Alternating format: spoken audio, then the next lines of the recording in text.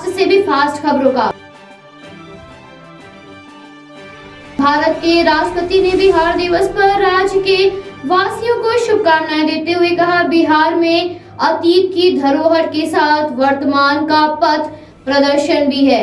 प्राचीनतम गणतंत्र से महात्मा गांधी के चंपारण सत्याग्रह तक की साक्षी रही इस भूमि पर मुझे राज्यपाल की भूमिका निभाने का सौभाग्य मिला। प्रधानमंत्री ने ट्वीट के जरिए बिहार दिवस की राज्य के सभी निवासियों को शुभकामनाएं देते हुए कहा, गौरवशाली अतीत और समृद्ध संस्कृति के लिए विशेष पहचान रखने वाला ये प्रदेश विकास के नित नए आयाम गढ़ता रहे। प्रधानमंत्री ने वीडियो कॉन्फ्रेंसिंग के माध्यम से कैच द रेन का शुभारंभ किया और केन बथुआ संपर्क योजना के लिए समझौता ज्ञापन पर हस्ताक्षर किए। उत्तर प्रदेश के मुख्यमंत्री ने विश्व जल दिवस के अवसर पर प्रधानमंत्री द्वारा जल शक्ति अभियान कैच द रेन, जहां भी जब भी संभव हो वर्षा जल का संग्रह करे, प्रारंभ होने के विषय में कहा। यह अभियान वर्षा के जल के संरक्षण को सुनिश्चित करने हेतु जनता को जागरूक और प्रेरित करेगा। राहुल गांधी ने केंद्र सरकार पर निशाना साधते हुए कहा, बार बार दोहराने पर भी झूठ झूठ ही रहता है। बसपा सुप्रीमो मायावती ने ट्वीट के जरिए कहा, यूपी के अति दुखद और शर्मनाक हाथरस गैंग रेप के पीड़ित परिवार को न्याय पाने में जिन कठिनाइयों का लगातार सामना करना पड़ रहा है वो जग जाहिर है, किंतु उस संबंध में जो नए तथ्य अब कोर्ट में उजागर हुए हैं वो पीड़ितों को न्याय दिलाने के मामले में सरकार की कार्यशैली पर पुनः गंभीर प्रश्न खड़े करते हैं।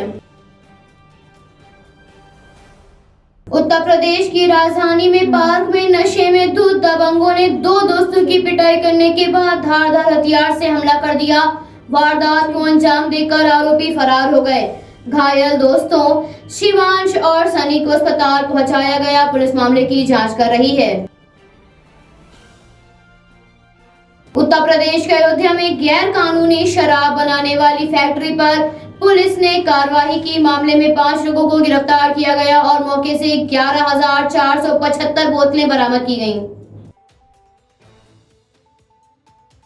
लखीमपुर में एक छोटे से गांव से निकलकर आईआईटी बॉम्बे में 67वीं रैंक पाने वाले किसान के बेटे ने अपने परिवार सहित जिले का नाम रोशन कर दिया, जिसके चलते परिजनों ने दिव्यांश को मिठाई खिलाकर शुभकामनाएं दी। दिव्यांश ने हाई स्कूल में 90, इंटर में 89 और बीएससी में 85% अंक पाए थे, जिसके चलते उसे हाई स्कूल में लैपटॉप, इंटर में टैबलेट और मुख्यमंत्री द्वारा 21,000 का चेक मिल चुका है। लखीमपुर तहसील के कस्बागंज में एक घर में आग लग गई। जब तक लोग कुछ समझ पाते आग ने विकराल रूप धारण कर लिया और फहीमुद्दीन पुत्र आशिक का पूरा घर जल चुका था। घर के अंदर रखा अनाज, बर्तन, कपड़ा सब जलकर राख हो गया। फहीमुद्दीन बाजार में मुर्गा बेचकर अपने परिवार का खर्च चलाता था। घटना की सूचना फायर ब्रिगेड को दी गई, लेकिन वो नहीं पहुंची। पास में लगी धुलाई मशीन से आग पर किसी तरह काबू पाया गया। भाजपा के राष्ट्रीय अध्यक्ष जेपी नड्डा ने असम में रैली को संबोधित करते हुए कहा, हमें तय करना है कि हम असम की संस्कृति की रक्षा करेंगे या बरुद्दीन अजमल के नेतृत्व में जिस तरह से समाज को बांटने की कोशिश हो रही है उसका साथ देंगे। इस बात को हमें तय करने की जरूरत है। कांग्रेस पार्टी के हाथी के दांत दिखाने के और खाने के और हैं। कांग्रेस नेता मल्लिकार्जुन खड़गे ने कहा, कोविड-19 बढ़ने और सदन स्थगित करने का आपस में कोई संबंध नहीं है, लेकिन कोविड-19 पर लोकतंत्र में चर्चा बंद होना, लोगों को परेशानियों को सुलझाने में जो समय मिलता है वो समय काट देना उतना ठीक नहीं है। एनसीपी नवाब मलिक ने कहा, उच्च अधिकारियों के माध्यम से चिट्ठी की जांच होगी। एक चिट्ठी के आधार पर गृह मंत्री अनिल देशमुख के इस्तीफे की मांग हो रही है। इस्तीफा देने का सवाल नहीं होता। पार्टी ने निर्णय लिया है कि जांच होने के बाद ही कोई निर्णय लिया जाएगा।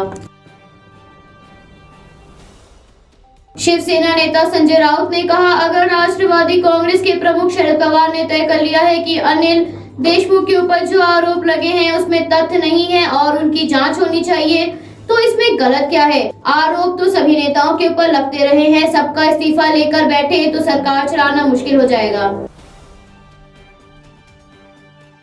असम के जोनाई में गृह मंत्री ने कहा, असम में पिछले 5 सालों में एक भी आंदोलन नहीं हुआ।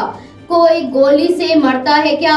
आतंकवाद भी होता है क्या? जब कांग्रेस आती है तो अशांति आती है और भाजपा आती है तो विकास आता है। आपको आतंकवाद चाहिए या विकास? इसका चुनाव करने के लिए ये चुनाव है। मध्य प्रदेश के मुख्यमंत्री ने कहा, आज हम कोविड-19 को नियंत्रण में करने के लिए चर्चा करेंगे और कल एक कार्यक्रम के अंतर्गत 11 और शाम 7 बजे एक सायरन बजेगा। इस दौरान 2 मिनट खड़े रहकर मास्क पहनने का संकल्प लेना है। सभी इसमें भाग लें। हम जागेंगे तो कोविड-19 भागेगा। टीएमसी नेता सौगता राय ने कहा, बंगाल में बीजेपी का घोषणा पत्र बंगाल के रहने वाले आदमी ने नहीं किया है, ये गुजराती आदमी ने घोषणा पत्र जारी किया है। बंगाल ने तो कहा था कि 2 करोड़ रोजगार हर साल दिए जाएंगे, हर आदमी को 15 लाख रुपए दिए जाएंगे। कुछ तो हुआ नहीं। बीजेपी का घोषणा पत्र विश्वास के लायक नहीं है। मध्य प्रदेश के मुख्यमंत्री ने भोपाल के स्मार्ट सिटी पार्क में पौधारोपण किया।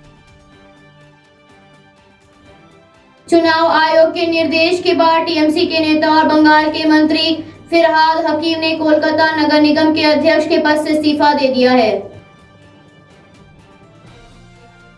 उत्तराखंड के मुख्यमंत्री की कोविड-19 रिपोर्ट पॉजिटिव आई है, जिस पर उन्होंने कहा, मैं ठीक हूं, मुझे कोई परेशानी नहीं है।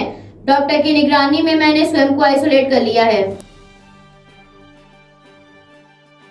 उत्तराखंड के उत्तरकाशी के गंगोत्री में आज ताजा बर्फबारी हुई।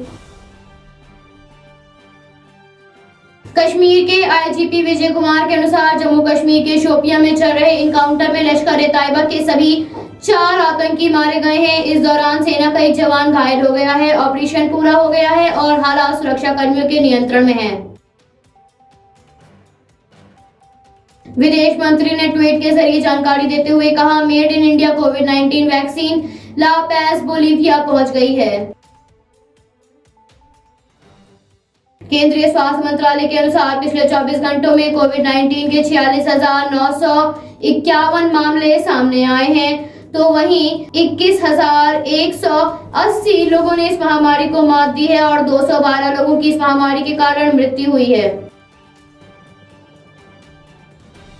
एप्पल कंपनी द्वारा फोन के साथ चार्जर के लिए अतिरिक्त पैसे चार्ज करने पर ब्राजील की कंज्यूमर प्रोटेक्शन एजेंसी ने एप्पल पर आईफोन के साथ चार्जर न देने के लिए $2 मिलियन यानी करीब 14 करोड़ रुपए का जुर्माना लगा दिया है। Bureau report, ABP 24 news, Lucknow.